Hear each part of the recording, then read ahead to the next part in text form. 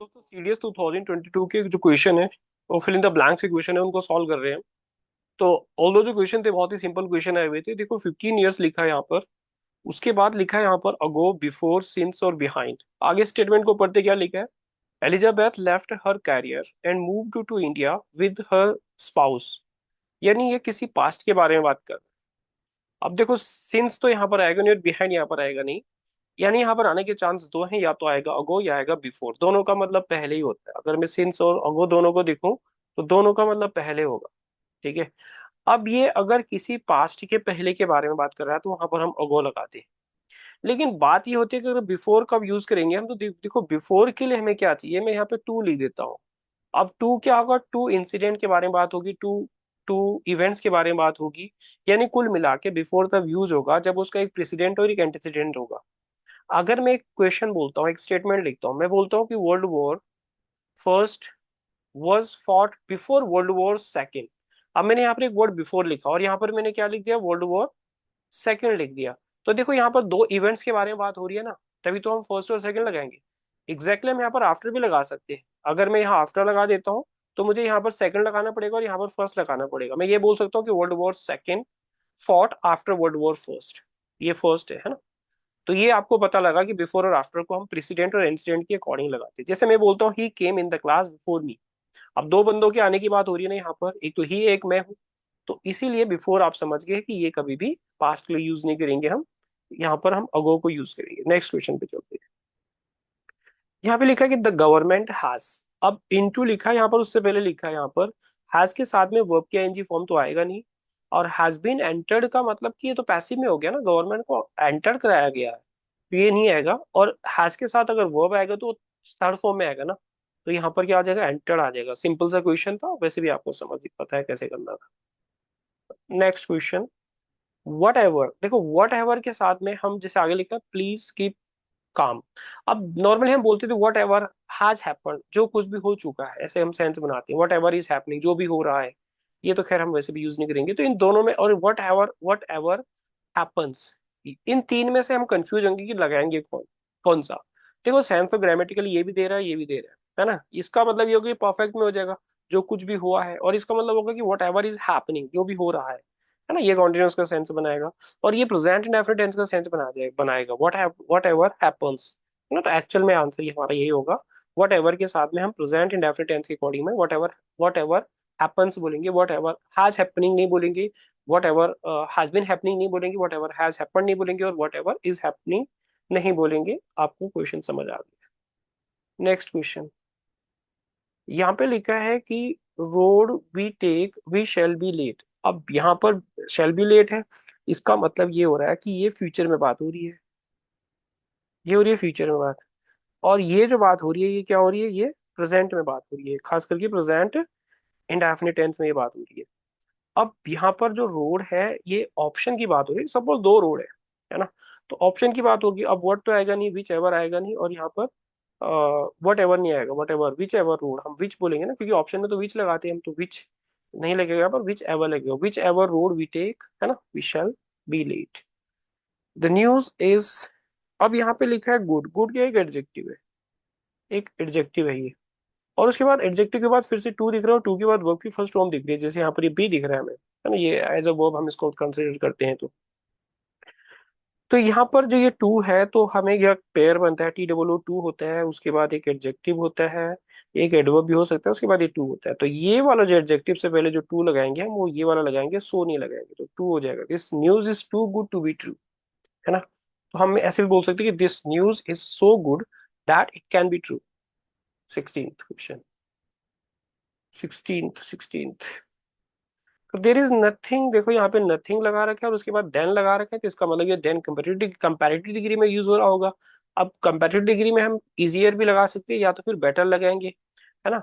अब ये busy life तो इजी नहीं होगी ना, तो उससे हम बोलेंगे there is nothing better than a busy life. तो नथिंग बेटर बोलेंगे हम, नथिंग बेस्ट नहीं बोल सकते, नथिंग गुड नहीं बोलेंगे। ये क्या बताएगा, ये पॉजिटिव डिग्री बता देगा, ये सुपरलेटिव डिग्री बताएगा। हमें तो कंपैरेटिव डिग्री में यूज करना है अभी। आई विश का मतलब हो गया ये हाइपोथेटिकल कंडीशन होगी। आई आई यंग अगेन। अब देखो यहाँ पर आई के साथ वर्स तो नहीं लगाएंगे, आई हैड भी नहीं लगाएंगे, आई हैव भी नहीं लगाएंगे, तो हम बोलेंगे if I were, I wish I were young again, है ना। तो यहाँ पर हम वर लगा देंगे, ये हाइपोथेटिकल कंडीशन बन जाएगी। या आप इसको सब्जंक्टिव मूड भी बोल सकते हो। कंडीशनल सेंटेंस की क्वेश्चन सीरियस में बहुत बार बहुत तरह से पूछे जाते हैं। Moving to next question, question number 18। We must work very hard and make up, देखो मेकअप तो ठीक है यहाँ पर मेकअप के साथ में ये लॉस की बात हो रही है, तो मेकअप फॉर इसको बोलते हैं। मेकअप फॉर, मेकअप फॉर का मतलब आप इसको कैचअप भी बोल सकते हो कुछ कुछ, किसी चीज को किसी को कैचअप करना, या इसको हम एक टर्म बोलते हैं ना कॉम्पनसेट करना, तो आप इसको कॉम्पनसेट भी बोल सकते हो। मेकअप फॉर द लॉस, तो फॉर आएगा। ये फ्रेजल वर्ब का क्वेश्चन था एक्चुअल में। Question number 19। Your attempt can hardly be called successful for it, for का मतलब है बिकॉज, फॉर जो सेंस बना रहे हैं यहाँ पर ये बिकॉज का बना रहे हैं, बिकॉज इट। अब इट के साथ में हम क्या लगाएंगे, हैव तो लगाएंगे नहीं। अगर मैं इट के साथ में डिड लगा रहा हूँ तो डिड के साथ फिर मैं क्या लगाऊंगा, हैड नहीं लगाऊंगा। और अगर मैं इट के साथ डिडंट लगाऊंगा तब भी मैं हैड नहीं लगाऊंगा, क्योंकि हैड तो हैव का पास्ट हो गया, तो इट हैज हैड हो जाएगा ना। तो आंसर क्या होगा इसका, डी हो जाएगा। Next question, question number 20। यहाँ पे लिखा हुआ है कि as per the existing market rate 12 dozen, देखो 12 डजन जो होगा ना ये प्लूरल होगा, तो इसका मतलब यहाँ पे कॉस्ट आएगा। ठीक है, कॉस्टेड नहीं होगा, इज कॉस्टिंग नहीं होगा, या तो कॉस्ट बनेगा। अगर हम कॉस्ट तब लगाएंगे तो वो सिंगुलर होगा, लेकिन 12 डजन को हम क्या कंसिडर करेंगे, प्लूरल। सब्जेक्ट ऑफ एग्रीमेंट का क्वेश्चन, तो यहाँ पर ये आ गया। अब हम नेक्स्ट क्वेश्चन की तरफ चल रहे हैं। इडियम्स और फ्रेजेस की क्वेश्चन यहाँ पर है। लगभग हमने सारा पेपर ये सॉल्व कर लिया है, बस यही पार्ट इसका रह गया था। बी आउट ऑफ काउंट का मतलब होता है स्लीपिंग डीपली, बहुत मतलब बोलते हैं ना घोड़े बेच के सोना, बहुत ही गहरी नींद में सोना। गो बाय द बुक का मतलब होता है to follow the rule exactly, go by the books यानी go according to the rules. अब इसको देखते हैं। देखो अगर हम यहाँ पर बोलेंगे to buy a new new book of choice, तो हम बोलेंगे नहीं यहाँ पर। हम टू अंडरस्टैंड द बुक नहीं बोलेंगे, to follow someone who reads book नहीं बोलेंगे यहाँ पर, तो ये इसका आंसर आ जाएगा। Question number 23। डबल टॉक, देखो डबल टॉक मतलब डबल बातें करना। अब इसका मतलब डबल टॉक का मतलब क्या हो गया, एक जैसे यहाँ पे बी में लिखा है स्पीकिंग विद डबल मीनिंग, कुछ कुछ ये सेंस बन रहा है, बट एक्चुअल में इसका जो मीनिंग बन जाएगा ये बनेगा, है ना। Talking repeatedly and annoying people, ये भी नहीं बनेगा। टॉकिंग टू कंफ्यूज पीपल, ये इसका अब आंसर बन जाएगा। किसी को मतलब डबल टॉक करना है, इसके लिए कुछ कुछ एक टर्म हम बोल देते हैं, मडी द वाटर। अब ये मडी द वाटर का मतलब कुछ इसी तरह से होता है, ये हम बात को क्या कर रहे हैं, घुमा रहे हैं। तो डबल टॉक का मतलब ये हो गया। एट समबडीज एल्बो का मतलब होता है to be near to someone in order to help, बोलते हैं ना मेरा राइट हैंड है, मेरा एल्बो राइट हैंड है, मतलब मेरा एल्बो है, मतलब किसी के बहुत ही पास होना उसकी हेल्प के लिए। ये क्वेश्चन था सीरीज में, रिपीट हुआ है ये फिर से भी, पहले इसको दोबारा से भी पूछा गया है। ट्रेडिंग ऑन शेल का मतलब होता है to be very careful in one speech and action, ये इसका आंसर बन जाएगा। यानी 25 का जो आंसर बनेगा वो डी बन जाएगा। अब हम 26 पे चलते हैं। 26 में लिखा है कि everyone and his brother, तो everyone and his brother का मतलब होता है कि a large number of people, है ना। Everyone and his brother का मतलब 26, तो इसका मतलब क्या हो गया, लार्ज नंबर ऑफ पीपल यहाँ पर हो जाएगा। फीट ऑफ क्ले का मतलब होता है हिडन फॉल्स, तो 27 का डी हो जाएगा। हिडन फॉल्स बोलते हैं हीट ऑफ क्ले, है ना। जैसे हम एक पेंड्रास बॉक्स बोलते हैं उसी टाइप का ये होता है हीट ऑफ क्ले। और उसके बाद होता है कि फील द पिंच, बोलते हैं ना feel the pinch, having financial problem जब आपको होती है, तो ये इसका सी बन जाएगा 28 का, फील द पिंच। और द फीदर्स फ्लाई का मतलब होता है, तो एक सेकेंड, दो इसमें बचे हैं। The feathers fly, the feathers fly का मतलब होगा कि to fight and argue a lot, बहुत ज्यादा फाइट करना, बहुत ज्यादा लड़ाई झगड़ा करना। तो इसको कुछ कुछ हम एक टर्म और बोल देते हैं, लॉक हॉर्न्स। तो लॉक हॉर्न्स भी सेम ही सेंस बनाता है ना, टू आर्ग्यू अ लॉट।